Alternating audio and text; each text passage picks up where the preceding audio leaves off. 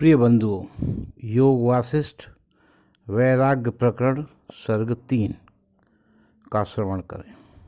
इसमें जीवन मुक्ति के स्वरूप पर विचार, जगत के मिथ्यात्व तथा द्विविध वासना का निरूपण तथा भगवान श्री राम की तीर्थ यात्रा का वर्णन।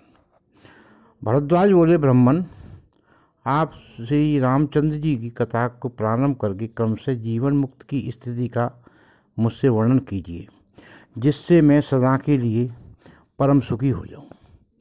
वाल्मीकि जी ने कहा, साधु पुरुष भरद्वाज, जैसे रूप रहित आकाश में नील पीत आदि वर्णों का भ्रम होता है, उसी प्रकार निर्गुण निराकार ब्रह्म में अज्ञानवश जगत की सत्ता का भ्रम होता है। यह जो जगत संबंधी भ्रम उत्पन्न हो गया है, इसे इस तरह भुला दिया जाए कि फिर कभी इसका स्मरण ही न हो, इसी को मैं उत्तम ज्ञान मानता हूँ। इस दृश्य प्रपंच का अत्यंत अभाव है, यह बिना हुए ही भाषित हो रहा है। जब तक ऐसा बोध नहीं होता, तब तक कोई कभी भी उस उत्कृष्ट आत्मज्ञान का अनुभव नहीं कर सकता। इसलिए आत्मज्ञान का अन्वेषण, उसकी प्राप्ति के लिए प्रयत्न करना चाहिए। इस योगावशिष्ट रूप शास्त्र का ज्ञान होने पर इसी जीवन में उस आत्म तत्व का बोध हो जाए, यह सर्वथा संभव ही है, वह होकर ही रहेगा। इसी उद्देश्य से इस शास्त्र का विस्तार प्रचार प्रसार किया जाता है। यदि तुम श्रद्धा भक्ति के साथ इस शास्त्र का श्रवण करोगे तो निश्चय ही तुम्हें उस आत्म तत्व का ज्ञान प्राप्त हो जाएगा, अन्यथा उसकी प्राप्ति असंभव है। निष्पास भरद्वाज, यह जगत रूपी भ्रम यद्यपि प्रत्यक्ष दिखाई देता है, तो भी इस शास्त्र के विचार से अनायास ही ऐसा अनुभव हो जाता है कि यह है ही नहीं। ठीक उसी प्रकार जैसे आकाश में नील आदवर्ण प्रत्यक्ष दिखने पर भी विचार करने से बिना परिश्रम के ही यह समझ में आता है कि इसका अस्तित्व नहीं है, यह दृश्य जगत वास्तव में है ही नहीं। ऐसा बोध होने पर जब मन में 10% का मार्जन निवारण या अभाव हो जाए, तब परम निर्वाण रूप शांति का स्वतः अनुभव होने लगता है। ब्रह्मन संपूर्ण रूप से वासनाओं का जो परित्याग है, वही उत्तम मोक्ष कहलाता है। उसे अविद्यारूपी मल से रहित ज्ञानी ही प्राप्त कर सकते हैं। विप्रवर जैसे शीत के नष्ट होने पर हिमकर तुरंत गल जाते हैं, उसी प्रकार वासनाओं के क्षीण हो जाने पर चित्त भी शीघ्र ही गल जाता है। वासना 2 प्रकार की बताई गई है, एक शुद्ध वासना और दूसरी मलिन वासना। मलिन वासना जन्म की हेतुभूत है, उसके द्वारा जीव जन्म मृत्यु के चक्कर में पड़ता है, और शुद्ध वासना जन्म का नाश करने वाली अर्थात मोक्ष की साधका है। विद्वानों ने मलिन वासना को पुनर्जन्म की प्राप्ति कराने वाला बताया है। अज्ञान ही उसी घनीभूत आकृति है तथा वह बड़े हुए अहंकार से सुशोभित होती है, जो भुने हुए बीज के समान पुनर्जीव रूपी अंकुर को उत्पन्न करने की शक्ति को त्याग कर केवल शरीर धारण मात्र के लिए स्थित रहती है। यह वासना शुद्ध कही गई है। जो लोग शुद्ध वासना से युक्त हैं, वे फिर जन्म रूप अनर्थ के भाजन नहीं होते। जानने योग्य परमात्मा के तत्व को जानने वाले वे परम बुद्धिमान पुरुष जीवन मुक्त कहलाते हैं। महामते भरद्वाज, अब तुम श्री रामचंद्र जी की जीवनचर्या के संबंध रखने वाली इस मंगल कहानी कथा का क्रमशः श्रवण करो। मैं उनका वर्णन करूँगा, उसी के द्वारा तुम सदा के लिए संपूर्ण तत्व का ज्ञान प्राप्त कर लोगे। वश जिन्हें किन्हीं से भी कोई भय नहीं है, वे कमल नयन भगवान श्री राम जब अध्ययन के पश्चात विद्यालय से निकलकर घर को लौटे, तब भांत भांत की लीलाएं करते हुए उन्होंने राजभवन में कुछ दिन व्यतीत किए। तदनंतर कुछ समय बीतने पर जबकि राजा दशरथ भूमंडल के पालन में लगे थे और प्रजावर्ग के रोग शोक से रहित हो बड़े सुख से दिन बिता रहे थे, एक दिन अनंत कल्याण में गुणों से सुभृत होने वाले श्री रामचंद्र जी के मन में तीर्थों तथा पुण्य में आश्रमों के दर्शन की अत्यंत उत्कंठा जाग उठी। तब श्री राम जी ने पिता के पास जाकर उनके चरण कमलों में प्रणाम किया और उनसे इस प्रकार कहा। श्री राम बोले, पिताजी, मेरे स्वामी महाराज, मेरे मन में तीर्थों, देव मंदिरों, वनों तथा आश्रमों का दर्शन करने के लिए बड़ी उत्कंठा हो रही है।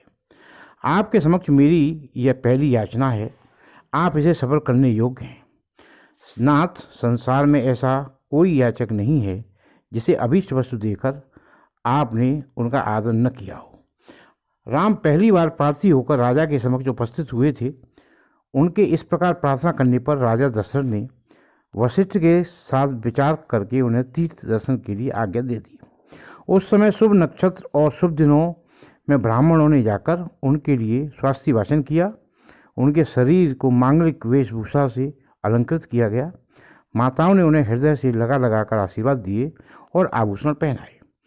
फिर वे श्री रघुनाथ जी तीर्थ यात्रा के लिए उद्यत हो लक्ष्मण और शत्रुघ्न, इन दोनों भाइयों वशिष्ठ के भेजे हुए शास्त्रस्थ ब्राह्मणों तथा अपने ऊपर स्नेह रखने वाले कुछ गिने गिने राजकुमारों के साथ अपने उस राज महल से बाहर निकले।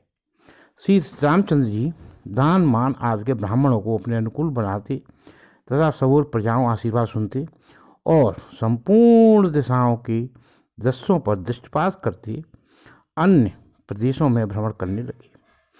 उन्होंने अपने निवास स्थान उस कोमल जनपद के आरंभ करके स्नान, दान, तप और ध्यान पूर्वक क्रम से समस्त तीर्थ स्थानों का दर्शन किया। नदियों के पवित्र तट, पुण्यवन, पावन आश्रम, जंगल, जनपदों की सीमाओं में स्थित समुद्र और पर्वतों के तट, चंद्रमा के समान उज्ज्वलित आभा वाली गंगा, नील कमल की सी कांति वाली निर्मल कलिंद नंदिनी यमुना, सरस्वती, सतलज, चंद्रभागा, इरावती, वेणी, कृष्णवेणी, निवेद्या, सरयू, चर्मण्वती, झेलम, विपाशा, बाहुदा, प्रयाग, नैमिषारण्य, धर्मारण्य, गया, बनारस, श्रीशैल, केदारनाथ, पुष्कर, क्रम प्राप्त मानस सरोवर, उत्तम मानस, बड़वामुख तथा तीर्थ समुदाय, अग्नितीर्थ, महातीर्थ, इंद्रदुम्न सरोवर आदि पुण्य तीर्थ, सरोवर, सरताएँ, नद, तालाब या कुंड, इन सब का उन्होंने आदरपूर्वक दर्शन किया। स्वामी कार्तिकेय शालिग्राम स्वरूप श्री विष्णु भगवान विष्णु शिव के 64 स्थान, नाना प्रकार के आश्चर्यजनक दृश्यों की विविध शोभा धारण करने वाले चारों समुद्रों के तट, विंध्य पर्वत और मंदराचल के कुंज हिमालय, आज 7 कुल पर्वतों के स्थान तथा बड़े बड़े राजऋषियों, महर्षियों, देवताओं और ब्राह्मणों के मंगलकारी पावन आश्रमों का भी श्री रामचंद्र जी ने श्रद्धापूर्वक दर्शन किया।